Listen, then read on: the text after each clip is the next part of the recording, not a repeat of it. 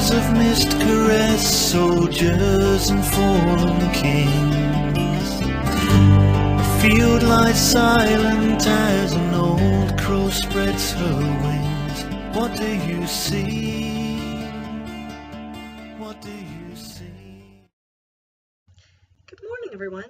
This is Natalie, and I am your Sunday co-host for Witches of the Moon. I am welcoming you to the end of our Deity Week. I just want to say a few words before I get started on this video. I want to tell you all thank you very much for watching us through Season 3, and I hope that each one of you has a very blessed and happy 2015. I hope that this is a year that brings health, wealth, and happiness to you all. I know that 2014 was a very bad year for some people, and it started out okay for me, and then it got really sketchy towards the middle, and it ended up semi-okay, but not fabulous. So I can't say that I was sad to see 2014 go. It was a very fast year. I do feel that the wheel turned a little faster this year than in past years, but I hope that this year is one that is full of blessings and happiness for you all. Secondly, I wanted to say thank you to my fellow Witches of the Moon for bearing with me through the past 2 or 3 weeks when I was not able to do videos, because it's just been absolutely, utterly insane. So thank you, Eva Maria, for being consistent and posting videos through this past holiday season. It was a bit rough for me, so I never seemed to get time or privacy to get a video created, so I really appreciate their patience and understanding, and yours as well. This week, as you know, is Deity Week, and we are discussing the different aspects of the Lord and Lady that we work with. This week, I am focusing on the Morrighain or the Morrighain. Now, bear with me on some of these pronunciations because I'm not super clear on some of the pronunciations for some of these terms, because I'm still working on learning Gaelic. It is a very difficult language to learn, and it's difficult to find an adequate teacher or good pronunciation guides, because I've seen 3 different ways to pronounce much of this. But I am going to talk about the Morrighain. Morrighain's name translates into Phantom Queen. There are many spellings of her name. Now, she is sometimes seen as a spiteful goddess, especially if she makes an advance towards someone and they don't return it. She tends to be very vengeful. She is a dark queen. She is a dark goddess, and working with a dark goddess can sometimes be very difficult, because a lot of times you have darkness in you which draws you to her, and that darkness just kind of overwhelms you, and you can go into some pretty nasty depressions if you're not real careful. But it's not that she purposely is putting you there. What I want to do, I don't normally script out my videos, but I did write out some ideas. I did want to have some form to this video, because if not, I tend to babble, and I don't want to babble through this video. So the first thing that I'm going to do is talk a little bit about the history of the Morrighain. I'm going to talk about some of her basic associations and some general ideals and lore that have surrounded her, and then I'm going to talk about some correspondences, and that will be the end of my video. As mentioned, she is a dark goddess. She is sometimes seen as a triple goddess, or the triune goddess, in which she takes on the crone aspect. She is a goddess of death, war and battle, sexuality, fertility, sovereignty. She's also a goddess who is seen as territory, which goes with sovereignty, but she also is seen as a goddess who oversees motherhood and sees individuals through times of difficulty. She is known for overcoming difficulty in life and in battle. She, as mentioned, she is sometimes seen as a triple goddess, but there's some debate about that. She's sometimes seen with Babe, who is representative of the crow or the raven, and also Nevin, which is, and again, I'm not sure I'm pronouncing that right. It's spelled Nemhain, and I believe it's pronounced Nevin or Navin, and that is the Fury. She is a goddess who is most associated with battle and war and death. She's kind of the equivalent of the Celtic equivalent of a Valkyrie. She doesn't bring death on, but she foretells it, much like the Banshee. The Banshee foretells death in Celtic lore, so she would be considered an aspect of that. she can be difficult to work with, and my coming with the Morrighain, my being a daughter of the Morrighain, I'd like to say I had some deep spiritual revelation where she appeared to me and I said, yes, you know, she's calling me. I can't honestly say that I've had that kind of experience. I've always been a little jealous of people who have had these deep spiritual events where they find their goddess or god, or they feel called by their god or goddess. But in looking back at my life, I can say that I was always very drawn to the Morrighain. I've always liked the name Morgan, which Morgan is not directly Morrigan. Morgan is more Welsh and has to do with water, but that is one of the aspects of the Morrighain. She is associated with freshwater rivers, lakes, and going back to the idea of being a goddess who foretells death in war and in battle, she is known as the washer of the ford, or washer at the ford. And a ford, for those of you that are not familiar with river terms, riparian terms, a ford is a naturally occurring low water crossing. So it's an area where water flows over, but it's kind of shallow, so it's easy to walk out. And for a soldier, if he saw her washing his armor at the ford, which is where the term washer of the ford comes, it meant he was going to die in battle that day. She was the one who decided whether you walked off the battlefield or were carried off on your shield, so to speak. So she has been linked in literature to Morgan Le Fay, but there's some debate on that because the term Morgan, being Welsh, means of the water, but she's very commonly known as Morgan, or referred to as Morgan. So there is some linking of the Morgan to Morgan Le Fay in Arthurian culture, and you see that a lot in Hollywood. I don't like the way she's portrayed in Hollywood because although she can be spiteful and vengeful, they only choose to focus on the negative aspects of this goddess and not on the positive aspects such as overcoming hardship and death, rebirth, sovereignty, territory, and being strong. Basically, she's a goddess for the strong. And what I was saying about I didn't have a deep spiritual revelation that she was my goddess. I have always been drawn to characters like Morgan Le Fay and to the Morrighain. I've always loved crows and ravens. They're very intelligent birds. They are always associated with her, and that is an animal I was always very drawn to. I find them fascinating because they're very cocky and self-assured, and they're not very afraid of human beings. And I've always found that very interesting because most other birds, like sparrows and things like that, they'll hop away from you. And I've had grackles, which we have those a lot around here, and they are related to a raven and to a crow. And we have ravens and crows around here. There's differences in the beak size, so if you're curious as to what the difference is, they are related, but they're not exactly the same bird, but they are both related to the Morrighain. And I've had them walk right up to me. It's been very interesting. They're not very afraid. They're very watchful. They watch you, and they learn. And they're an animal I've always been very drawn to. So I've found that in looking back over my life, she is something I was very drawn to. I've had a lot of hardships in my life personally. I suffered a lot of sexual abuse as a child, and just in general, I've had some pretty rough goings in my life, and I've always managed to plow through it. And I really do feel now that it wasn't necessarily of my own doing. I do think she's always been with me, and I've never known it until recently. But it wasn't I had some great spiritual revelation. It came to me through subtle signs. And I think sometimes those that have these great spiritual revelations or have these wonderful callings kind of try to make you feel like if you don't have some sort of a great spiritual awakening to this god or goddess, you're not truly a daughter or son of that god or goddess. And I want to say here now that I don't believe that's true. So if someone tries to convince you of that, if you feel yourself drawn to a particular deity or to work with a deity, then answer that call, because you're being called, and it doesn't have to be in a great spiritual revelation.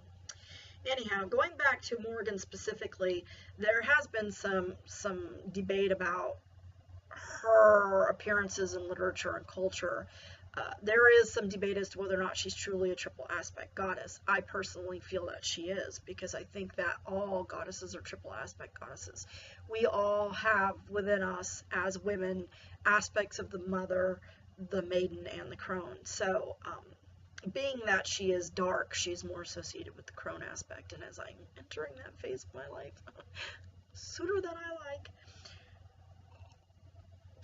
I feel drawn to that aspect of her as well. Now, her correspondences, as I mentioned, are the crow and the raven, birds that are scavengers to some extent, kind of seen picking things from what they need. And again, that I think goes back to the survival aspect of the Morrighain, the fact that you can overcome those hardships by picking and finding things that you need that are about and around you.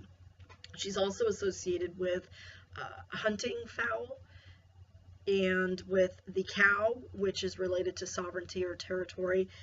She's also related or associated with the wolf, which is the destroyer aspect of the Morrighain. She is a destroyer goddess. She's also associated with black hounds and that sort of thing. Now, in terms of general correspondences, she's related to fords and rivers, lakes, any body of fresh water. She's also, her colors are red and black. Red being blood, particularly menstrual blood, black, death, sexuality, that sort of thing. Also the crone phase. Her tools are knives, swords, or atame would be a tool that relates to the Morrighain. Offerings are typically blood offerings, but not always. I have found that you can offer the Morrighain many things, and she responds. You need to have the right frame of mind and understand why you're offering what you're offering and that sort of thing. But typically blood offerings are offerings that are readily accepted by the Morrighain, and particularly menstrual blood, which I know a lot of people are, don't like to work with that, but that is something we work with. And if you're a witch, you're a witch. Plants would be the blackthorn. She is associated with the blackthorn tree. So that is something that I don't have around here readily, but her symbols, she has many symbols that are associated with her. Triple snakes that are entwined, triple circles or lines. Also the triple crow or raven that is interlinked. Each raven is grasping the claw of the one before it. And in fact, let me see if I can show you this.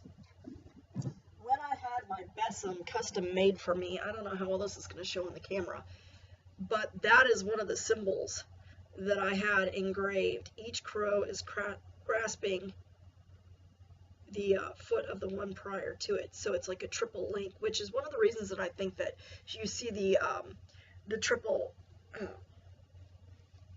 goddess aspect of the Morrighain. She's seen in the triune way, because she does have threes associated with her, and again, to me, I accept that. I just think that's the way it is. She also has the V or the chevron, which of course is representative of the female genitalia area, because she does represent fertility and sexuality. She is definitely a bringer of sexual energy. Also, fairy rings are associated with the Morrighain. I believe that in some of the lore and the legends I've read about her, she's seen dancing within the fairy rings, being surrounded. Her, in terms of how she appears to people, she's appeared in many forms.